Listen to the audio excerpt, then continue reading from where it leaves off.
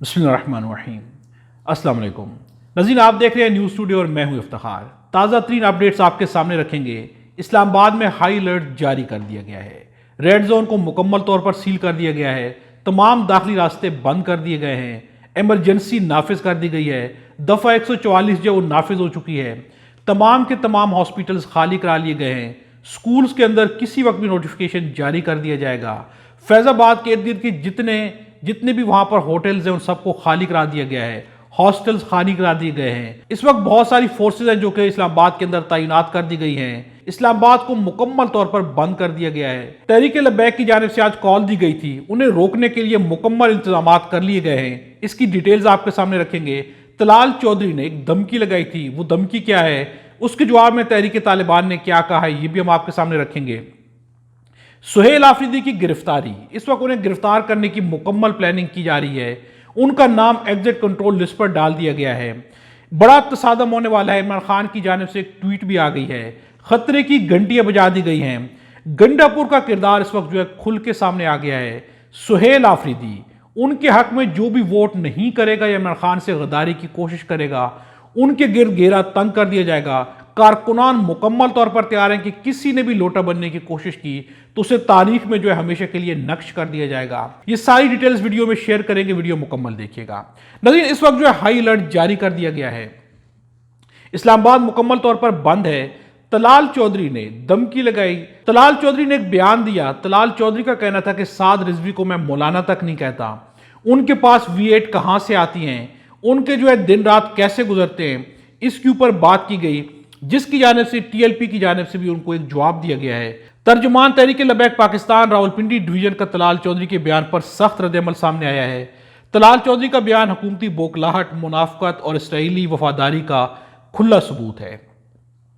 इखलाकियात का दर्स देने वाला खुद इखलाक बख्ती की अलामत बन चुका है। दुनिया भर में गजा नस्ल कुशी के खिलाफ अमरीकी सफारत खानों के बाहर एहतजाज हो रहे हैं, मगर पाकिस्तान में हुकूमत अमरीकी गुलाम बन के आखिरी दर्जे तक झुक चुकी है। हमने लब्बैक या अक्सा मार्च के लिए NOC मांगा, मगर गुलाम हुकूमत ने इजाज़त देने से इनकार करके इसराइल से अपनी वफादारी साबित कर दी।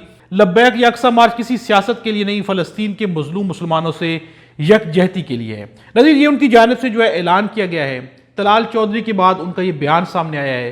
नज़ीर, इस वक्त हालात आज क्या होते हैं, साद रिजवी की जानिब से ऐलान होना है, वो एक ऐलान करेंगे, वो बताएंगे कि अगला लाहे अमल क्या होगा, उसका इंतजार किया जा रहा है, लेकिन अभी तक उनकी जानिब से कोई ऐलान सामने नहीं आया। नज़ीर, दूसरी जानिब DGSPR जो आज पेशावर में एक प्रेस कॉन्फ्रेंस करने जा रहे हैं। ये प्रेस कॉन्फ्रेंस बहुत सारी वजूहात की वजह से बहुत अहम होगी। मुल्क के अंदरूनी मामलात क्या चल रहे हैं, इस वक्त जितने ऑपरेशंस की जा रहे हैं उनके बारे में डिटेल्स बताई जाएंगी। अफगानिस्तान के साथ क्या मामलात चल रहे हैं, वहां पे क्या कुछ हो रहा है, इसकी डिटेल्स भी सामने रखी जाएंगी। और सबसे इंपॉर्टेंट चीज यह कि यकीनन वहां पर सुहेल आफरीदी के बारे में सवाल होगा, जिसके बारे में कोई ना कोई बयान एक्सपेक्ट किया जा रहा है कि DGSPR की जानिब से आएगा, वो बहुत इंपॉर्टेंट होगा। अब देखना यह कि इस प्रेस कॉन्फ्रेंस में क्या बयान सामने आता है, ये बहुत ही इंपॉर्टेंट चीज है। लेकिन दूसरी जानिब सुहेल आफरीदी को गिरफ्तार करने के लिए हुकूमत की जानिब से मुकम्मल प्लानिंग की जा रही है।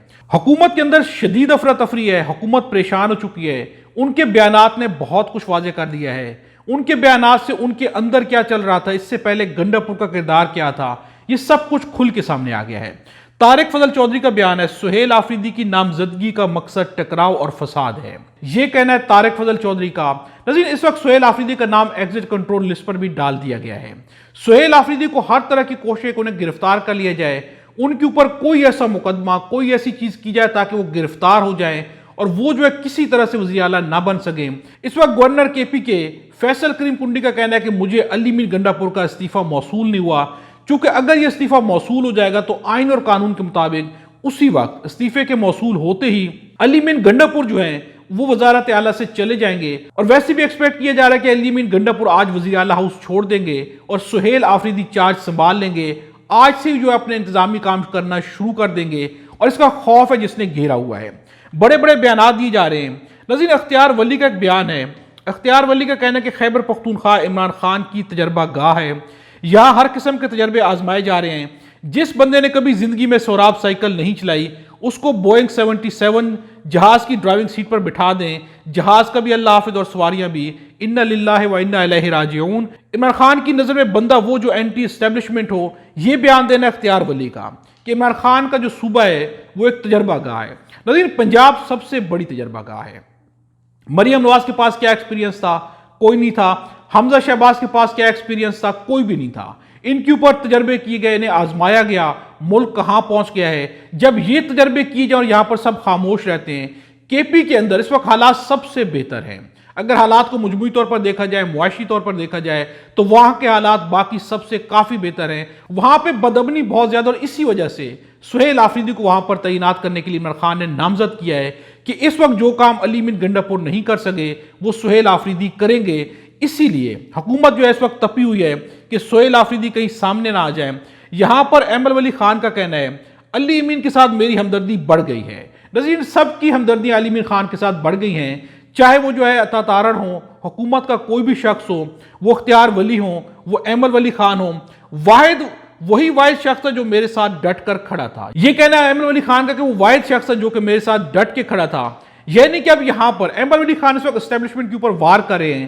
یہ خود ایک بہت بڑی پلاننگ ہے کہ اسٹیبلشمنٹ کے خلاف آپ بولیں گے تو آپ کو کوئی حیثیت ملے گی، آپ کے لیے کسی وزارت کا، آپ کے لیے کسی بڑے عہدے کا جو ہے سامان ہوگا۔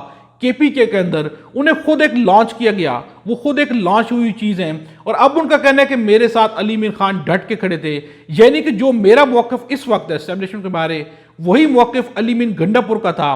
حالانکہ علی امین گنڈا پور کے بارے میں وہ مکمل طور پر بے نقاب ہو گئے ہیں۔ حکومتی بیانات نے علی امین گنڈا پور کی رئیس عزت بھی ختم کر دی ہے۔ وہ کس قدر زیادہ کمپرومائز تھے۔ کل عطا تارڑ کا بیان سن لیا جائے، اختیار ولی کے بیانات سن لیے جائیں، حکومت کے تمام منسٹر کے بیانات سن لیے جائیں، علی امین گنڈا پور مکمل طور پر ایکسپوز ہو گئے ہیں، ان کا سیاسی کردار ختم ہو گیا ہے۔ ناظرین، دوسری جانب علی امین گنڈا پور بہت کچھ بظاہر کر رہے ہیں، ایسے لگ رہا ہے کہ جیسے سہیل آفریدی کو لانے کے لیے وہ بھرپور کوشش کر رہے ہیں، ان کے کارکن کے طور پر کام کریں، لیکن اصل میں کیا کر رہے ہیں؟ اصل میں وہ جو ہے پتہ کاٹ رہے ہیں۔ ابھی بھی سیاست کی جا رہی ہے، ان کی بھرپور کوشش ہے کہ کسی صورت بھی سہیل آفریدی نہ آئیں، اگر آئیں تو ان کو ناکام بنایا جائے، انہیں متنازع بنایا جائے، ان کے بارے میں ایسی چیزیں گڑی جائے کہ ان کے اوپر سے کارکنان کا اعتماد ہٹ جائے اور وہ کسی بھی طرح سے اپنا کام نہ کر سکیں۔ نظیر، بہت بڑی سیاست ہے جو کہ کھیلی جا رہی ہے، اور علی امین گنڈا پور مکمل اپنے آپ کو جو ایک دلدل کے اندر جو ہے پھنساتے جا رہے ہیں۔ گردن تک پہلی پھنس چکے تھے، جو کچھ باقی رہ گیا تھا آخری سٹیپ ہے، لیکن علی امین گنڈا پور کے اوپر اعتماد نہ کل کیا جا سکتا تھا اور نہ ہی یہ اعتماد آج کیا جا سکتا ہے۔ عمران خان کی واضح ٹویٹ ہے، وہ بھی ہم آپ کے سامنے رکھیں گے۔ سہیل آفریدی، حبیب اکرم کا ایک بیان ہے کہ سہیل آفریدی سے ڈرنے کی ایک وجہ یہ بھی ہے۔ یہ ڈر کیوں ہے سہیل آفریدی سے؟ ان سے ڈرنے کی ایک وجہ یہ بھی ہے کہ یہ اتنا غریب آدمی ہے، غریب آدمی ایسے کہ وہ آج بھی وزیر ہونے کے باوجود کرائے کے مکان میں رہتے ہیں۔ اس سے پہلے بھی 7 مرلے کے کرائے کے مکان میں رہتے تھے، تو ایک نوجوان جو پہلے 7 مرلے کے مکان میں رہتا ہو، پھر وزیر بن کر بھی کرائے کے مکان میں رہ رہا ہو، تو یہ پریشانی کا باعث ہے۔ ناظرین، اس نظام کے لیے جو بندہ مخلص ہے، ایماندار ہے، وہ سب سے بڑی پریشانی کا باعث ہے۔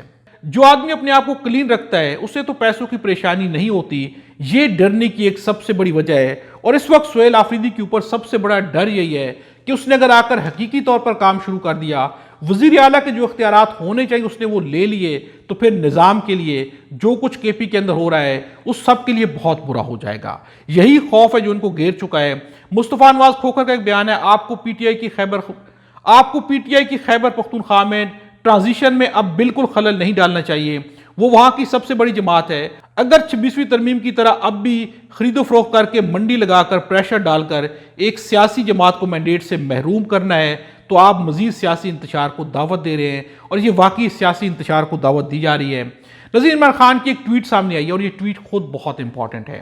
چند چیزیں آپ کے سامنے رکھیں گے۔ خیبر پختونخوا کے حالات کے تناظر میں وزیر اعلیٰ کی تبدیلی ناگزیر تھی، اور یہ ایک آئینی عمل ہے جو اس وقت ملک کے دیگر صوبوں میں بھی ہوتا آیا ہے، اور اس میں کسی کو مداخلت نہیں کرنی چاہیے تاکہ یہ عمل جلد از جلد مکمل ہو۔ اگر کسی نے اس میں مداخلت کی کوشش کی تو پھر بھرپور احتجاج ہوگا۔ سہیل آفریدی کا انتخاب زمانہ طالب علمی سے ان کے آئی ایس ایف اور تحریک انصاف کے نظریے سے وابستگی کی وجہ سے کیا۔ یہ فیصلہ تحریک انصاف کے الیکٹیبلز کی جگہ گراس روٹ ورکرز کو فیصلہ سازی کے عمل میں شامل کرنے کے بیانیے کو بھی تقویت بخشتا ہے۔ خیبر پختونخوا کے وزیر اعلیٰ کی تبدیلی کو بعض حلقے میرے خاندان کے افراد سے جوڑنے کی کوشش کر رہے ہیں، جو کہ سراسر غلط ہے۔ یہ فیصلہ مکمل طور پر سیاسی ہے جس پر میرے خاندان کا کوئی فرد کسی بھی طرح سے اثر انداز نہیں ہوا۔ میرے خاندان کے کسی فرد کا میرے سیاسی فیصلوں سے کوئی تعلق نہیں ہے۔